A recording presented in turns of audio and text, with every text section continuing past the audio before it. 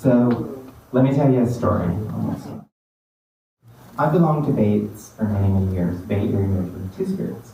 And we started a powwow 13 years ago, the Bay Area American Two-Spirit powwow. And one of the reasons that we started this powwow was partly because of my experiences in Oklahoma, where we would go to a powwow and they weren't happy to see me and my best friend. They were not welcoming. But at nighttime, when we went to something that they call the 49, which is the after powwow party, they were happy to see us. So in reality, it was all about the sunlight. See, they didn't want to see us in the sunlight. So we created a powwow that welcomes everybody, absolutely everybody.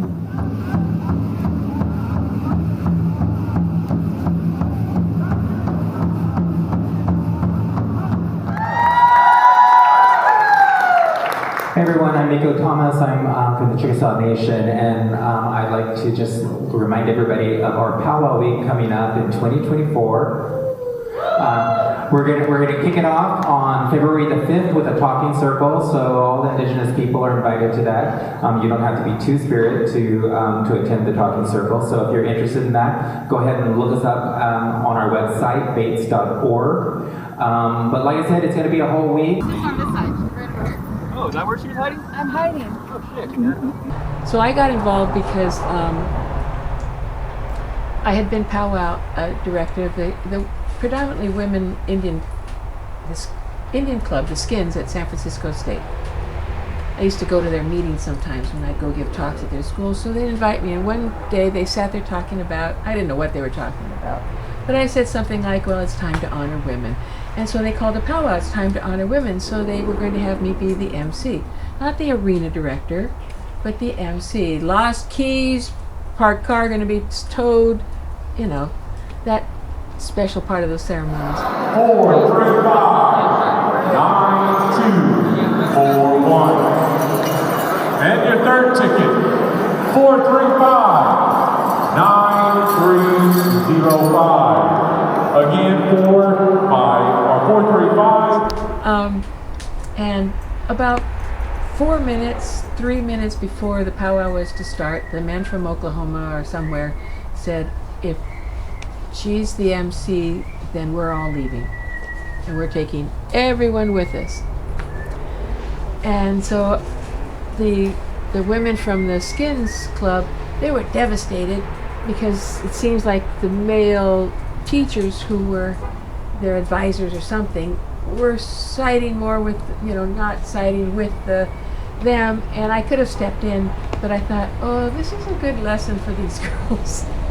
The real world, college is great, but real world time, things happen and we have to learn to adjust, pick our battles.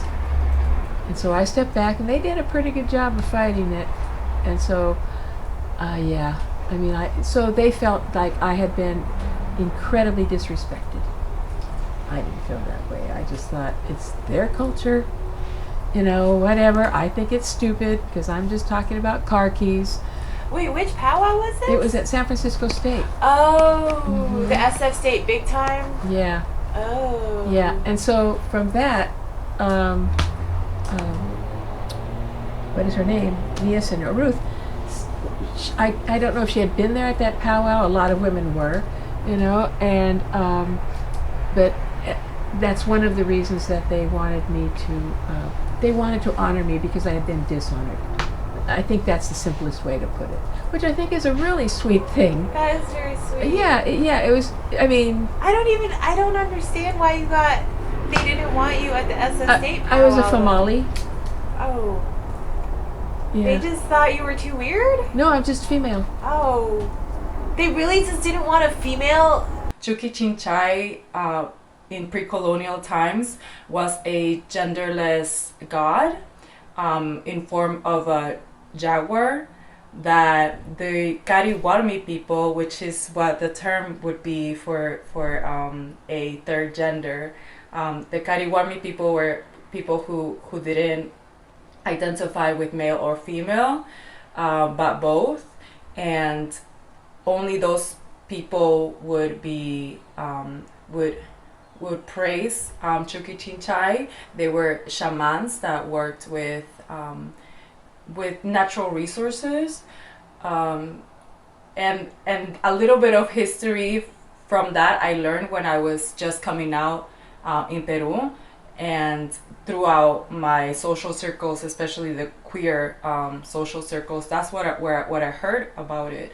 But more of that history I would come to learn later when I was studying in the U.S., which is so wild because to know that my own culture, in my own culture, Two-Spirit, Kariwarmi, transgender people have always existed but have been erased because that part of history is just not talked about.